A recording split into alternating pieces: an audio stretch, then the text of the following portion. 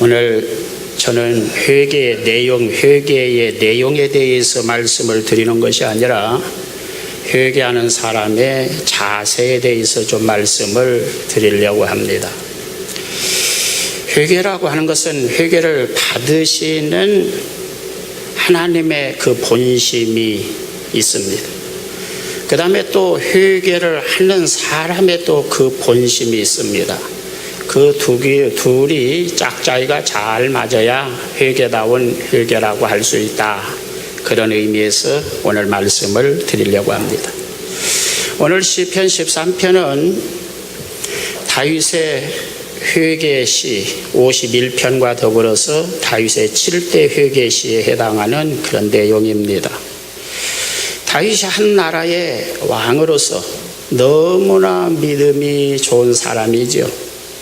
그래서 약 17년에서 20년 동안에 걸친 하나님의 테스트, 시험에 합격해서 17년에서 한 20년 동안 사울에게 쫓겨서 그냥 가진 고생을 하면서도 연단받고 그가 하나님 앞에 인정받은 사람이 되어서 왕이 되었습니다. 그럼에도 불구하고 그는 그 나라가 전쟁을 하고 있는데 기도하러 옥상에 올라갔다가, 이스라엘 사람들은 옥상이 기도하는 곳입니다. 기도하러 올라갔다가 바로 옆집에 사는 우리아의 아내 바세바가 아마 날이 더우니까 목욕을 했겠죠. 목욕을 하는 것을 멀끔히 보다가 음욕이 발동해서 기도를 그만두고 그 여자를 데려다가 간통을 했다. 그리고는 그 바세바가 얼마 지나지 않아서 내가 임신했다고 하니까 이거 참 걱정이지 않습니까? 뭐 임신 안 했으면 그냥 좀 넘어갈 수도 있겠는데 또 하나님이 그 임신한다는 건 사람의 마음대로 되는 게 아니잖아요. 그 하나님께서 임신 안 되게 하셔야 될 건데 또 임신이 되게 하셨다 이거죠. 하나님이 원망스럽습니다. 그러니까 이거 숨기기 위해서 그 남편인 우리아를 그 치열한 전쟁터에서 데려다가 동침을 강요합니다. 아주 은근히 대놓고 동침을 강요할 수는 없으니까 은근히 뭐 휴가니 뭐 그냥 얼마나 전쟁터에서 수고를 했느니 아주 좀 말도 안 되는 이야기를 하면서 특별 휴가를 주는 것이죠. 그런데 이 우리아는 좀 사람이 너무 우직해가지고 우리 백성 하나님의 군대가 지금 전쟁터에서 피를 흘리고 싸우고 있는데 내가 어찌 혼자 아주 신발을 벗고 아내하고 동침할 수 있니? 나는 그런 파렴치한 인간이 아닙니다. 그러니 어떻게 합니까? 그래서 최전방에다 보내도록 해서 쥐도새도 모르게 그냥 전쟁 중에 전사했다 그렇게 조작을 해서 죽였습니다. 그런데 그것을 하나님이 아셨죠. 나단 선지자를 통해서 책망합니다. 어떤 우리나라에 어떤 부자가 있는데 막 수없이 큰 부자인데 그 옆집에는 과부 한 사람이 새끼 양 한 마리를 데리고 그것을 자기 아들처럼 딸처럼 아주 남편처럼 아주 위로를 받으면서 사는데 이 부잣집에 손님이 왔는데 이 부자가 자기 집에 양을 잡으려니 너무나 아깝고 그래서 옆집에 그 새끼 양, 그 과부의 새끼 양을 뺏어다가 잡아서 그 손님을 대접했다. 다윗이 막 화가 나고 벌떡 일어나서 내가 다스리는 이 하나님의 나라에 그런 악질적인 파렴치한 인간이 어디 있단 말이냐. 그놈을 당장에 물고를 내야 된다. 그랬더니 요나단이 그렇습니다. 당신 바로 네가 그놈입니다. 여러분 선지자는 그렇습니다. 왕이더니 그 말 한마디를 하고 손가락질을 한 번 하고 그가 잡혀서 죽는다고 할지라도 그 죄를 적시하고 드러내는 것이 선지자입니다. 바로 당신이 네가 그놈입니다. 그 새끼입니다. 그 악질입니다. 그 파렴치한 놈입니다. 예기치 않은 습격을 받은 다윗은 그냥 왕자리에서 내려앉아서 회개를 했다. 너무나 알려진 말이죠. 그리고는 그 자리에서 회개를 했는데 하나님께서 내 죄를 용서하셨는가 안 하셨는가에 대한 고민은 계속됩니다. 그 고민을 기록한 것이 오늘 시편 13편입니다. 여러분, 죄라고 하는 거, 죄의 보편성을 우리가 잘 알아야 됩니다. 믿음 좋다고 나는 괜찮아. 아닙니다. 죄는 순식간에 우리의 약점을 공격합니다. 정신을 바짝 차리고 있지 않으면 기도하러 올라갔다가도 죄를 짓고 맙니다. 이것이 인간의 어떤 욕망과 사단의 유혹이 결합하면 그런 아주 말도 안 되는 어떤 결론을 가져옵니다. 여러분 기억할 것은 인간의 욕망은 없어서 결핍을 느끼는 게 아닙니다. 아담 하와는 에덴 동산을 송두리째 하나님으로부터서 유인받고 독점했습니다.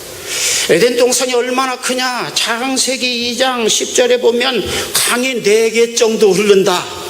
여러분, 정원에, 우리 집 정원에 그냥 시냇물 4개만 흘러도 이야, 그 집 정원 그럴 건데 그냥 한강 정도가 아니라 그러면 세계적인 그런 강, 비손강은 금덩어리가 계속해서 반짝반짝 빛나는 금이 나는 비손강이었다 그랬어요. 그런 비손강, 기온강, 히데겔강, 유브라데강 강이 4개나 흐르고 표범, 치타, 사자, 코끼리, 호랑이가 애완동물처럼 아담이 오라 손짓만 하면 와서 둥글며 어리광을 부리고, 여러분, 강아지, 애교 만점인 강아지가 아주 애교를 부리는 것처럼 치타든지 호랑이든지 재롱을 부리면서 아담이 좀 머리라도 쓰다듬어 주기를 기대하며 아주 재롱을 부리는 애완동물이 무지무지하게 정말 아담 하와의 손길을 기다리는, 그 다음에 거기에는 그 많은 과일, 오늘 세계적인 여러분들이 맛있다고 하는 어떤 과일도 다 에덴 동산에 있는 과일입니다. 무지한으로 네가 임의로 따먹어라.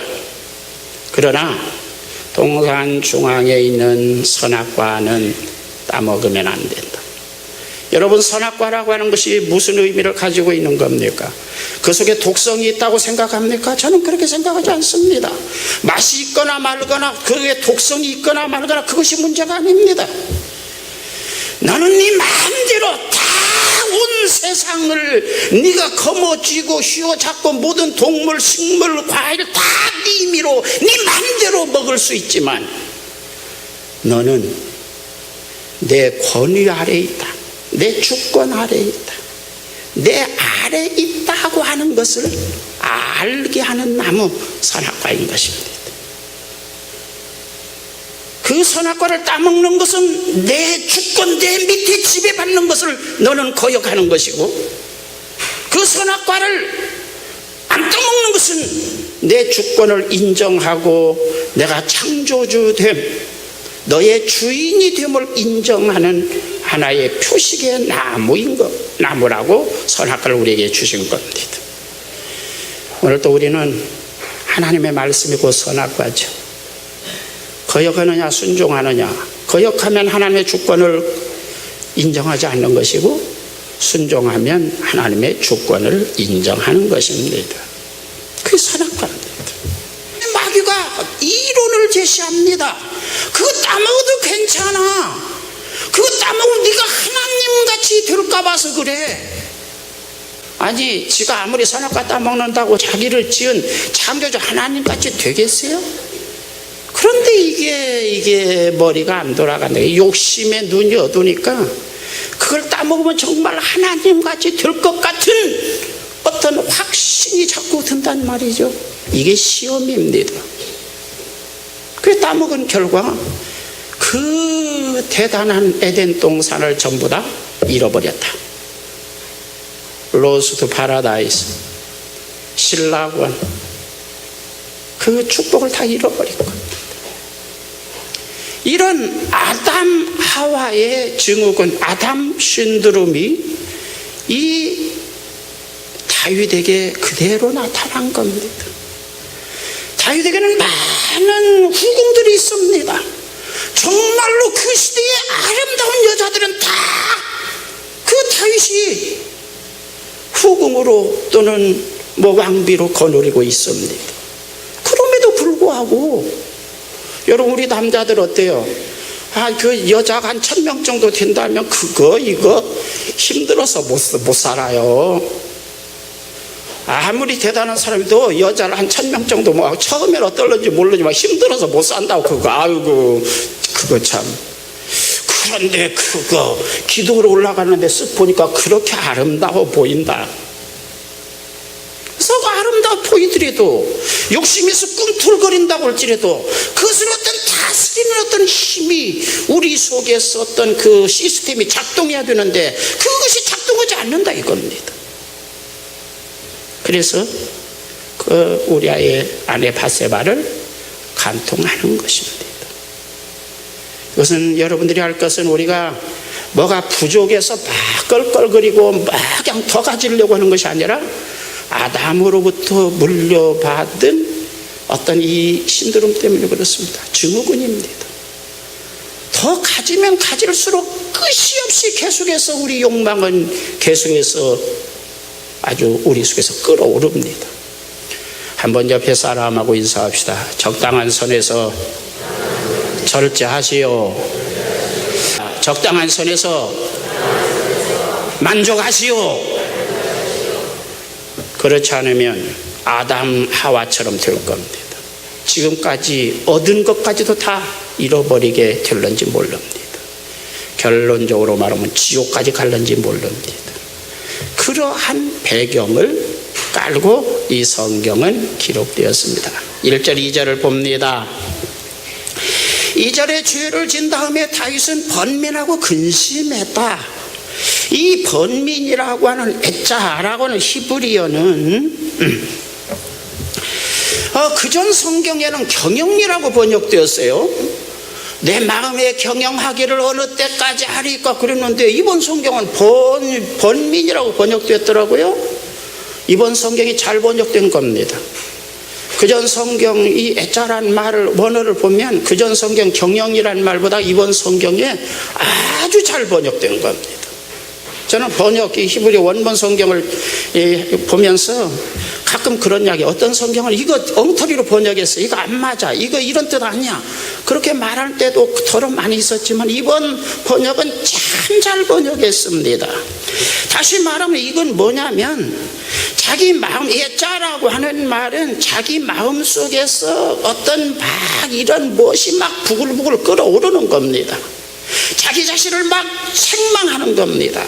자기 자신을 그냥 따지면서 자기 자신을 자기 스스로가 자기 자신을 달달 볶아먹는 어떤 현상을 지금 애짜라고 말하는 겁니다.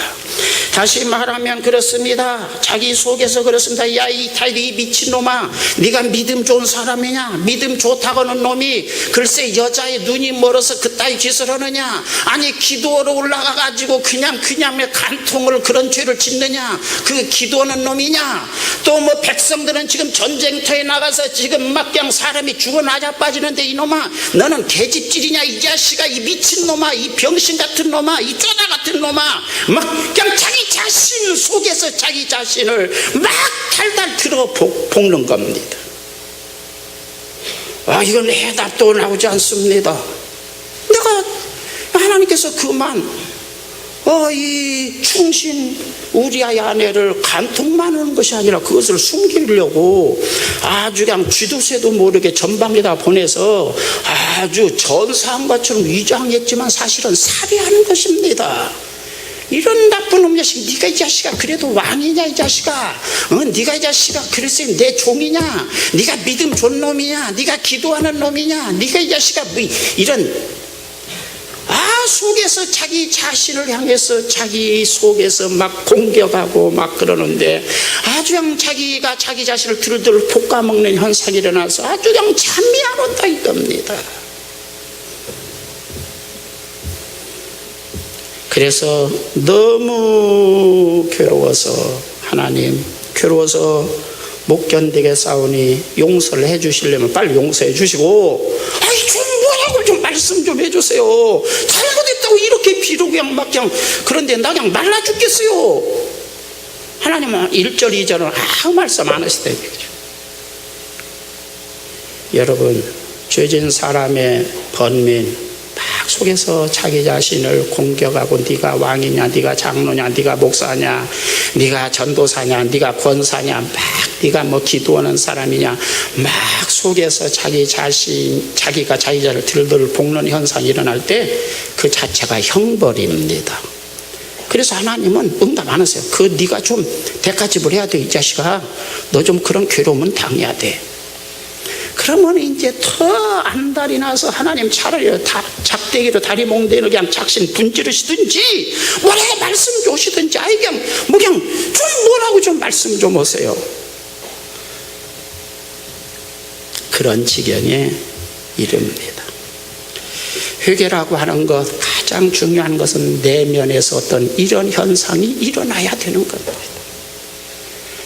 이 죄가 얼마나 괴로운지 자기 자신에 대해서 자기 어떤 하나님 말씀에 서 있는 영적인 자기가 육적인 그 범죄한 타락한 자기를 향해서 계속해서 설교하고 공격하고 가르치고 지적하고 그리고 거기에 대해서 내가 얼마나 이것이 괴로운 일이고 얼마나 이것이 참 견디기 힘든 고통인가를 느낀 그 나머지의 표현으로 회개가 돼야 되는 것이죠.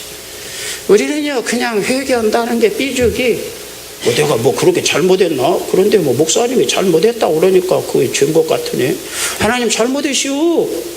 용서해 주려면 줄 테고 말 테면 말아요. 뭐 그런 식으로 회개하는 회개. 그리고 회개했다고 그럽니다. 그건 흉내지 회개 아닙니다.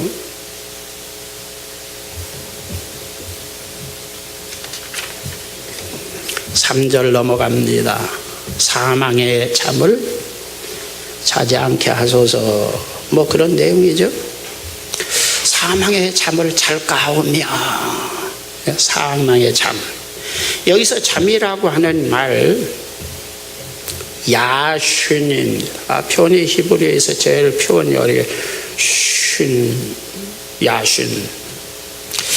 이 말은 본래 의미는 나른하다, 노곤하다 그런 뜻입니다. 여러분도 아무나 힘든 일 하면 아이고 나른해, 노곤하다, 그냥 누우면 잠이 그냥 막 잠들어 버리죠.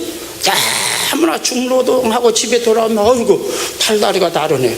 그리고는 뭐 재미있는 드라마 연속극 그거 보고 자려고 했는데도 불구하고 조금 기대는 순간 그냥 잠이 와서 어이구 그 재미있는 연속극도 못 봤어. 그럴 정도로 잠으로 빨려들게 하는 어떤 나른함, 노곤함. 그래서 김 빠지다, 시들시들하다, 눈이 저절로 감긴다, 생명이 말라버린 묵은 곡식 이런 뜻으로도 사용합니다. 곡식은 곡식인데 한 10년 정도 둔 곡식 보면은요 그거 묵은 곡식 종자 안 씁니다.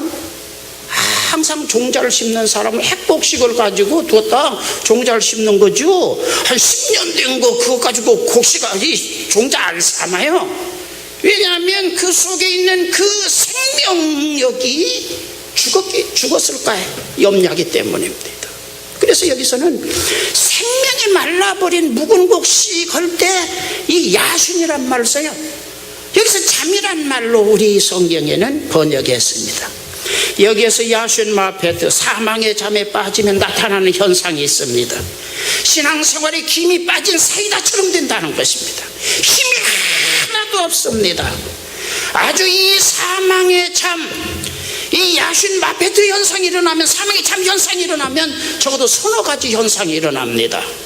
그냥 김 빠진 사이다처럼 밍밍합니다. 교회 가자니, 아유, 오늘 주일날 교회 가자니, 에이, 그렇고요. 또 가보니 별것도 없고요. 뭐 예배 드려도 재미도 없고, 예배 찬양 뭐 그냥, 설교를 들어도 그냥 뭐 아무런 뭐 그냥 안 간자지 껄쩍지근하고, 가보니 별 볼 일도 없는 아주 밍밍하고 시큰둥하고 콧방귀 뀌는 그런 현상이 드러나는 거죠. 설교를 통해서 하나님께서 책망하셔도 목사가 항상 하는 소리지. 콧방귀나 빙빙 뀌면서 그냥 듣기 정말 복이나 받으시오 그러면 아이고 떡이다 꿀떡 삼키는 그런 현상이 일어나는 것이죠. 이게 야신 마페트, 사망의 잔에 빠지는 현상입니다. 서둘러서 고치지 않으면, 다윗은 지금 고민하는 것이 뭐냐면, 이대로 가다가는 내가 언젠가는 필경은 나른한 사람이 기대는 순간 잠에 빠져드는 것처럼 사망에 이르는 어떤 사망으로 끌려가는 현상이 일어날까 내가 두렵사오니 빨리 하나님께서 어떻게 좀 조처해 주십시오. 용서하시든지 아니면 다른 일로 분질르시든지 어떻게 좀 이 죄 문제를 해결해 주십시오 하는 그런 기도를 하는 겁니다. 이 잠이란 야신이란 말, 시들시들하다. 여러분, 나무가 뿌리가 뽑히면은 바로 죽는 게 아니고 시들시들하다가 산 것처럼 보이는데 시들시들하다가 한 몇 날이 지나면 점점 말라서 죽습니다. 어떤 분은 이렇게 말했더라고요. 물고기는 물에다가 물에 주둥이가 다 있어야 생명이 유지된다. 나무는 그 뿌리가 땅에다가 박고 있어야 그 나무는 생명이 유지된다. 사람의 영혼은 하나님께 뿌리를 내리고 있어야 그 영성이 말하자면 싱싱함을 유지하고 영적인 생명이 유지된다 그랬습니다. 죄라고 하는 거 뭐냐면, 신학적으로 우리 성경이 용어적으로는 하말티아는 목표에서 빗나갔다 그러지만, 신학에서 정리할 때는 하나님과 분리된 것을, 하나님과 분리되는 현상을 죄라고 말합니다. 그러니까 다윗은 이 범죄한 다음에 내가 하나님하고 분리되는 현상, 하나님하고 각각 따로 노는 그런 현상, 뭔가 하나님하고 좀 맞지 않는 현상, 그런 현상이 지금 일어나고 있습니다. 이대로 가면 내가 필경 죽고 말 겁니다. 좀 하나님께서 좀 나를 어떻게 해 주십시오. 그리고 뽑힌 자신의 뿌리를 하나님께 심어 놓으려고 하는, 뿌리를 깊이 내리려고 하는 몸부림을 지금 하고 있는 겁니다. 회개라고 하는 것은 그런 몸부림을 말하는 것입니다. 이런 몸부림이 혹시 우리가 죄를 졌다면, 그런 몸부림이 여러분에게 있다면 그것은 진짜 회개이고, 그런 몸부림 없이 하나님 용서해 주세요, 용서해 주셔서 죄를 심상히 여기고 회개를 한다면 여러분은 가짜는 회개를 하고 있는 겁니다. 가짜입니다. 모든 가짜는 진짜를 닮았습니다. 명품 가방도 다 그 명품하고 거의 식별이 안 될 만큼 닮았어요. 가짜는, 가짜 복음도 그렇고요, 가짜 회개도 회개 형식은 다 닮았어요. 가짜입니다. 5절로 6절로 넘어갑니다. 5절 6절은 다윗의 세 가지 어떤 확신이 있습니다. 내가 이렇게 큰 죄를 범했음에도 불구하고 하나님은 정말 나를 용서해 주시는가? 그 문제에 대한 해답을 주는 겁니다. 그래서 5절 6절은 그래도 하나님은 사랑을 베푸셔서 용서하신다, 그런 확신을 가지고 있는 겁니다. 할렐루야죠. 그래도 하나님은 용서하시고 구원을 베푸신다, 그런 확신을 표현하고 있는 겁니다. 그래도 불구하고 하나님께서는 계속해서 회개하면 은혜를 베푸시고 덕이라고 표현된 축복을 베푸신다. 그 세 가지 제시를 5절 6절에서 하고 있는 겁니다. 5절 6절을 한번 보겠습니다.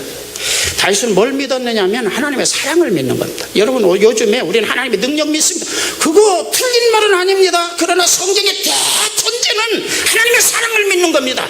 요한복음 3장 16절 하나님이 세상을 이처럼 사랑해서 독생자 주셨는데 누구든지 저를 믿으면 멸망 지옥 가지 않고 영생 천국에 가게 하신다.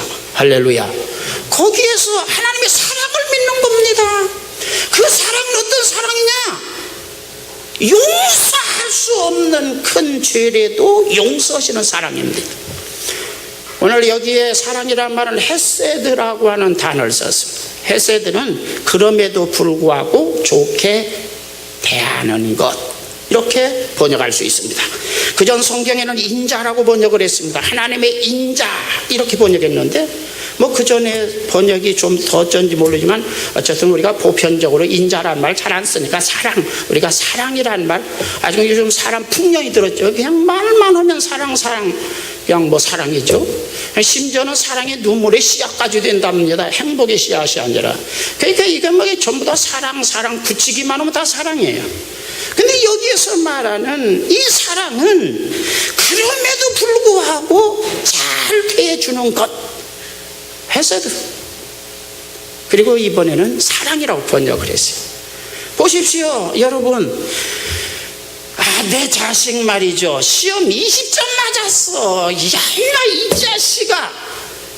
20점이 뭐냐, 20점. 야, 아이고, 창피해. 그래도요, 때가 되면 좋은 밥 주고요, 옷 싸주고요. 아빠, 30만원짜리 나이키 신발.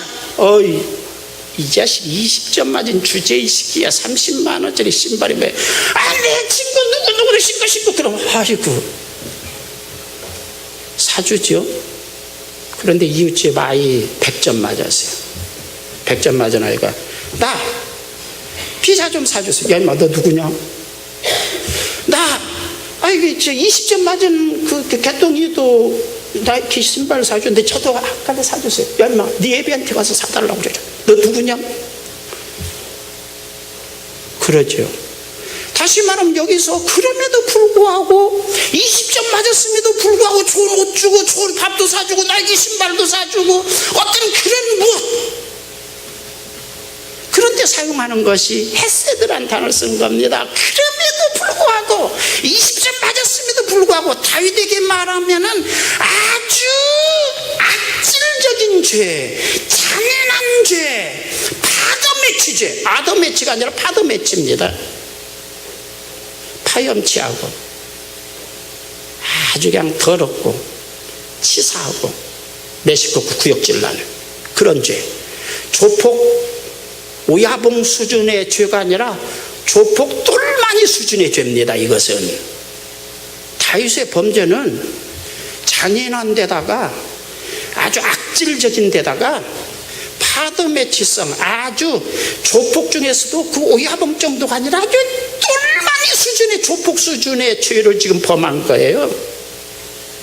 아주 그냥 종합적으로 이 죄를 따지면은 정말 용서할 수 없는. 아이고, 네가 무슨 하나님의 종이야? 네가 무슨 기도하는 사람이야? 네가 무슨, 야, 정말로 조폭 똘마니만도 못한 지저분한 아주 그냥 파렴치한 더러운 치사한 메시건 구역질을 하는 아주 그냥. 그럼에도 불구하고 하나님은 어떻게 용서하신다. 그럼에도 불구하고 하나님은 용서하신다. 그런 믿음을 그가 가지고 있었다는 겁니다. 이게 회개하는 사람, 우리가 신앙에서 복음적인 신앙, 저는 구약을 보지만 저는 구약을 거의 복음 수준의 복음의 원리에 맞춰서 해석합니다. 이런 믿음을 다윗은 가지고 있었기 때문에 하나님은 그의 기도를 들으시고 용서하셨습니다. 할렐루야. 한번 따라서 합시다. 하나님은 아무리 악질적이고 잔인하고 파도매치성 죄를 짓는다고 할지라도 진심으로 회개하고 용서를 믿으면 용서하신다. 할렐루야. 그 회개에 있어서 가장 중요한 복음의 대원칙입니다. 그런 믿음이 여러분에게 있기를 주의 이름으로 축원합니다. 5절 다시 거기 보면 의뢰하였다라고 하는 말이 나옵니다.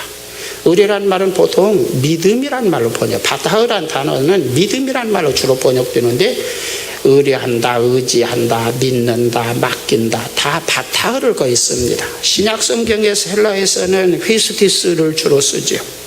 똑같은 뜻입니다. 그런데 이 바타흐란 말은 원래 서민들이 히브리어 교회 밖에서 일반인들이 사용할 때는 성경 용어가 아니고 일반적으로 쓸 때는 서둘러 피난 간다 그런 뜻의 말입니다. 이스라엘은 전쟁이 많이 일어났어요.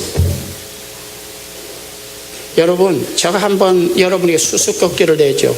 하나님이 지켜주신데 왜 그렇게 전쟁이 일어나나? 인류 역사 세계에 지금 몇백 나라가 200 몇십 나라가 있지만 모든 나라보다도 가장 전쟁을 많이 겪은 나라가 이스라엘입니다. 세계에서 가장 전쟁을 많이 겪은 나라예요. 그럼 항상 얘기는 아니야. 이거 우리나라 4분의 1 정도뿐이 안 되는 나라요. 조그마한 나라 날마다 짓밟힙니다. 여러분 숙제 내줍니다. 뭐 하나님이 지켜주시는데 뭘 그래? 믿음에 이르든지 타락에 이르든지 여러분이 잘 해석하기 바랍니다. 역사와 지정학적인 역사 현실은 무시할 수 없습니다. 한번 따라서 합시다. 사실이 진리다. 성경을 해석할 때 이스라엘이 대단한 것 가지고 크지 않아요. 다윗의 전성기 때 지금 이스라엘을 지금 영토만 합니다.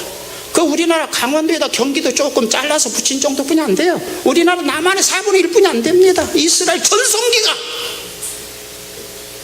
그렇게 알고 전제하고 여러분들이 성경을 읽어야 이게 지금 무슨 의미를 가지고 있는지 여러분 이해할 겁니다. 우리는 가끔가다 이것에 혼동을 갖는 거예요. 막 그냥 세계를 제패한 줄 아네요. 삼국 통일도 못할 정도로 적은 나라예요. 다윗이 대단해도 그렇게뿐이 안 해요. 자, 바타흐란 말, 전쟁이 많이 시도 때도 조금만 전쟁이 일어나니까 그냥 항상 서둘러서 피난 가려고 무슨 전쟁 소식만 하면 그냥 빨리 집 쏴, 빨리 쏴. 야야야, 무거운 거 가지고 짊어지고 못 다녀. 생필품 꼭 필요한 것만 쏴. 라면 20봉지, 물 5병, 뭐 그냥 후레쉬, 그 다음에 뭐 이런 거 담요 한두 개, 그냥 옷 10벌 그냥 뭐 이거 100만 원 주고 사는, 야 이 자식아, 그거 100만 원짜리 그거 싸가지고 가봐야 그 피난통에 못 써먹어. 그거 다 버려. 명품 뭐 그냥 뭐 500만 원짜리 1000만 그거 다 버려. 그런 거 가지고 못 다니. 집만 보고 다 버려. 꼭 필요한 생필품, 생명을 유지하는 데 필요한 거, 쌀 5대 박, 라면 한 20봉지, 생수 5병, 또 돌아다니면 모르니까 후레쉬. 그 여러분 요즘도 그 군한 그 생필품이 구조 이거 싸두고 사는 사람이 있다고 하잖아요. 그런 말 들어보셨죠? 그와 같은 거 그거 서둘러서 싼다. 그럴 때 서둘러서 피난 간다. 그리고 히브리 사전은 이렇게 재밌게 썼더라고요. 황급히는 아님, 이렇게 썼더라고요. 참 희한한, 정말 재밌게 썼습니다. 황급히는 아니고 서둘러서. 왜 무슨 뜻을 가지고 있을까? 그럴 때 피난 갈 때 정신을 똑바로 차리고 차분하고 말똥말똥한 정신으로 이 피난 갈 때 정말 무엇이 필요하냐? 안 먹고는 못 사니까 밥 먹을 거, 그 다음에 또 이제 추우면 안 되니까 입고 덮을 것, 또 물 없으면 안 되니까 물, 생필품, 나머지는 과감하게 버리는 것. 그래서 차분하게 정신 말똥말똥하게, 그러나 서둘러서 꼭 필요한 것을 탁탁탁 짐을 싸는 것, 그리고 도망가는 것. 그래서 바타흐라는 말이 거기에서 나왔습니다. 안전한 것으로 지금 도망가는 겁니다. 바타흐. 신앙생활 한다는 것이 무엇이냐? 그럴 때 저는 이렇게 생각합니다. 우선 근본적으로 태권도의 기모 자세와 같다, 그렇게 저는 이해합니다. 저는 군대에서 딱 저희 김신조 넘어올 무렵에 군대 생활을 했기 때문에 완전 군장을 하고 아침마다 21km 구보를 했습니다. 쫄병 때요. 딱 그러다가 월남을 갔어요. 월남을 가니까 오음내에서 교육받는데 굉장히 있습니다. 그래서 그 당시에 군인들은 태권도 그냥 운동 못하면서 한 1단 정도의 어떤 그 태권도 이걸 배웠어요. 이 전쟁이 터지려고 하는데 이 자식 공산당 그 아새끼들이 지금 청와대를 공격했는데 이 자식들아 정신을 바짝 차려. 그래가지고 그래서 총검수를 태권도 아침마다, 그리고 아침마다 모래주머니 차고 22km 구보는데요. 죽을 헉헉거립니다. 그런데요, 태권도의 기본 자세는 기마 자세다. 자, 딱 어깨 넓이보다 조금 약간 넓게 벌리고, 자, 약간 엉거주춤하게 쭈그려 앉는데 엉덩이를 뒤로 빼고 어깨와 엉덩이가 일직선이 되도록 하고, 그 다음에 힘의 균형은 앞팔에다가 80이나 70이나 80%의 비중 체중을 두고 엉덩이 쪽에다 약 20%의 체중을 두고, 그 다음에 기압을 주고 내치려는 것이다. 이게 태권도의 기본 기마 자세입니다. 신앙생활도 그와 같다고 저는 생각해요. 이 하늘나라 소망, 하늘나라에다가 우리의 삶의 체중 무게를 70% 80%에다 두고 육을 가지고 사는 이 세상에다 약 20% 30% 정도의 체중을 두고 그 다음에 정렬을 해서 사는 겁니다. 육을 가지고 있으니 육에 필요한 돈도 벌어야 되겠지요. 직장 생활도 해야 되고 사업도 하기 바랍니다. 또 결혼도 해야 되겠지요. 아들 딸도 가르치고 시집장가도 가야 되고 여러 가지 육을 가지고 우리가 있는 인간으로서 해야 될 일 하나하나 여러분들이 하기를 바랍니다. 가끔 가다가 기맞아서 이거 계속해서 쭈그리고 못 있어요. 제일 힘든 거요. 나중에 어이구 힘들어. 그래서 저 집에 누워서 그냥 하늘도 보고 그냥 노래도 부르고 좀 세상 좀 여유를 갖는 그런 시간도 갖기를 바랍니다. 그러나 삶의 무게, 체중 비율은 70% 80% 이상을 하늘나라에다 두고 하늘나라의 소망을 가지고 살기를 주의 이름으로 축원합니다. 언제든지 하나님이 부르시면 그때 가서 서둘러 회개하고 조금 그냥 이런저런 껄껄껄하는 그런 사람 아니라 언제든지 하나님 감사합니다. 세상의 무거운 짐, 수고와 무거운 짐을 벗겨주시니 감사합니다. 눈물 한숨 쉬게 하시니 감사합니다. 그리고 하늘나라를 향해서 들어갈 수 있는 여러분들이 되기를 주의 이름으로 축원합니다. 신앙생활 정리하는 방법을 여러분에게 가르쳐 드렸습니다. 5절 다시 봅니다. 거기 구원이라고 하는 단어가 나옵니다. 구원을 확신했습니다. 구원이라고 하는 말, 예수와, 우리 번역된 예수, 여기서 히브리어는 그냥 예수와 그렇게 됐습니다. 그 뜻은 항상 마음이 열려있다라고 하는 원래 말입니다. 우리는 마태복음 1장 21절에 아들을 낳으니 이름을 예수라 하라. 이는 그가 자기 백성을 저희 주에서 구원할 자이심이라 하니라. 자기 백성을 저희 주에서 구원하는 구원자시다 라고 말씀했는데요, 원래 그 뜻은 마음이 항상 열려있다 라고 하는 것이죠. 여러분 보십시오. 말하자면 어떤 죄라도 하나님 앞에 나와서 회개하면 하나님은 항상 열린 마음으로 다 아니 없이 받아들이고 어떤 죄라도 수용하고 회개의 예스를 하시는 분. 할렐루야. 항상 마음이 열려있다. 예수와 구원이라는 말은 거기서 나왔어요. 여러분 요즘 소통이라는 말 자주 해요. 소통은 다 하는데 자기 어떤 것은 이건 안 돼 하면 소통이 안 되는 거예요. 다 되는데 이것은 안 돼 거기에 해당하는 사람은 소통이 안 됩니다. 그것 말고 다른 거. 그런데 하나님은 그게 안 해요. 뭐든지 어떤 죄든지 여기서 말하자면 악독한 죄, 잔인한 죄, 파도매치 아주 그냥 파렴치하고 더럽고 치사하고 안이 꽂고 매시 꽂고 아주 그냥 조폭 똘마니 수준 아주 그냥 그런 것도 죄냐? 그런 정도의 큰 죄에서 작은 죄까지 어떤 죄라도 하나님 앞에 제대로 된 본심 진심을 가지고 회개하면 하나님은 열린 마음을 가지고 용서하신다, 구원하신다. 할렐루야. 이게 구원이란 예수라는 말입니다.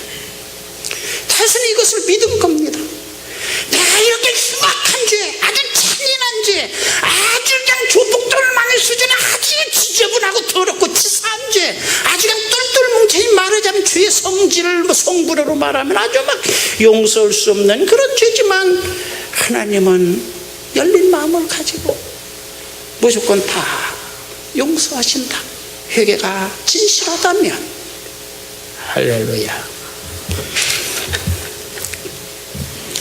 기독교는 구원의 종교입니다. 여러분들이 교회를 다닐 때 교회를 축복의 종교라고 자주 목사들이 많은 설교를 해서 그런데 그렇지 않습니다. 축복을 이야기합니다. 그러나 그것은 몇 달이 건너서 이야기하는 겁니다.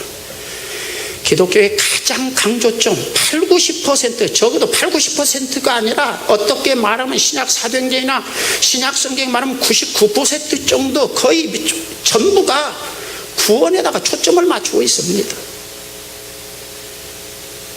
구약과 균형을 이루기 위해서 축복이나 이런 이야기를 우리가 많이 합니다. 여러분들이 구원이 얼마나 중요하냐, 영생이 얼마나 중요하냐를 여러분들이 이해하기 전에는 여러분들은 진정한 크리스찬이 되기 어렵습니다. 그것을 이해할 수 있기를 주의 이름으로 축원합니다. 이야기를 좀 하나 하고 좀 끝낼까요? 엘리오트가 쓴 황무지라고 하는 책을 저는 신학교 다닐 때 읽었던 것 같습니다. 거기에 무녀 쿠마가 나옵니다. 그 쿠마가 하루는 두 손에다 먼지를 잔뜩 쥐고 아폴로 신에게 찾아갑니다. 내 평생 동안 신을 위해서, 아폴로님을 위해서 헌신하고 봉사했습니다. 몇 년 동안 이렇게 한 사람에게는 한 가지 소원을 들어준다고 했는데 저의 소원을 감히 아리온이 들어주시옵소서. 그 이야기를 해라. 내가 들어주겠노라. 그래서 이야기를 합니다. 그때 그 쿠마는 말합니다. 내가 영원히 오래오래 죽지 않고 살게 해주세요. 허락하노라. 근데 뒤돌아서 나오다가 보니까 딱 중요한 것을 잃어버렸어요. 싱싱한 젊음을 유지하면서 그걸 이야기해야 되는데 지금 죽기 그냥 수십 년 동안 아폴로 신에게 봉사하고 무녀로 봉사하고 이제 죽기 얼마 전에 이제 지금 쪼랑쪼랑 늙었는데 말이죠. 이게 젊은 전성기 때 모습으로 그 이야기를 해야 되는 건데 빼먹었다면 달려가서 아폴로님이시여, 제가 한 가지 받드는 것이 있습니다. 젊었을 때의 그 아름다운 신성한 아름다움을 가지고 허락할 수 없노라. 한 가지 소원은 이미 들어주었다. 처음 할 때 그 이야기를 거의 다 첨부해야지. 그건 두 가지잖아. 지금 이미 끝난 걸 또 오니까. 그래서 그 무녀 쿠마는 쪼글쪼글한 마귀 할멈 같은 모습으로 겨우 자기 손 하나 몸 하나 지탱할 수 없는 힘, 손을 벌벌 떨면서 지팡이를 의지하고 기어다니니까 사람들이 조롱에다가 가두어서 다른 사람들이 구경서 조롱하면서 조롱을 받으면서 쭈글쭈글한 마귀, 아주 힘없는 벌벌 자기 쓸 수도 없이 벌벌 부들부들 떠는 모습으로 오래오래 살았다. 엘리어트는 참 좋은 크리스찬입니다. 오늘 현대 기독교인들의 모습이, 기독교의 모습이 그와 비슷하다. 여러분, 엘리어트의 시 중에 4월은 잔인한 달, 그런 표현이 나옵니다. 타락한 시대에도 타락한 대지에도 꽃은 피는가? 새 생명을 낳지 못한 4월은 잔인한 달, 뭐 이런 표현이 거기에 나옵니다. 왜냐하면 보십시오, 하나님께서 정말 인간에게 예수님을 주시고 부활의 생명을 주시고 영생 구원의 씨를 계속해서 그 심령 속에 뿌리지만 황무지 같아서 구원의 복음, 영생의 복음, 부활의 생명이 뿌리를 내리지 못하고 그냥 교회 가서 예배나 드리고 막 있는 찬송이나 부르고 기도한 가운데 나 잘 살게 해주세요, 내 자식 새끼 잘 되게 해주세요, 내가 대통령 되게 해주세요, 뭐 이주 뭐 국회의원 꼭 당선되게 해주세요, 그따위 기도나 남발하면서 구원의 생명, 영생의 복음, 부활의 생명과는 상관도 없는 기독교인들의 모습이 이와 같으다. 4월은 잔인한 달. 부활절 뭐 지키면 뭐해? 그런 배경을 깔고 4월달은 잔인한 달. 타락한 대지에도 생명은 움트는가? 여러분들이 구원의 복음, 영생의 복음, 정말 부활의 생명이, 그 말씀이 여러분 속에 들어가서 생명이 좀 꿈틀거리고 싹이 나고 정말 하나님의 자녀로서 이 땅에서 영광스러운 모습으로 좀 살 수 있기를 주의 이름으로 축원합니다. 좀 이게 있어야 되겠어요. 이게 사순절의 의미죠. 뭐 그냥 금식하거나 말거나 금식을 안 하더라도 정말 이런 어떤 역동적인 복음의 말씀이 여러분에서 꿈틀거리고 회개다운 회개가 된다면 여러분들은 정말 제대로 된 사순절을 보내고 있는 것이죠. 이런 역사가 있도록 회개도 하고 묵상도 하고 기도도 하기를 주의 이름으로 축원합니다. 주의 은혜와 사랑을 감사합니다.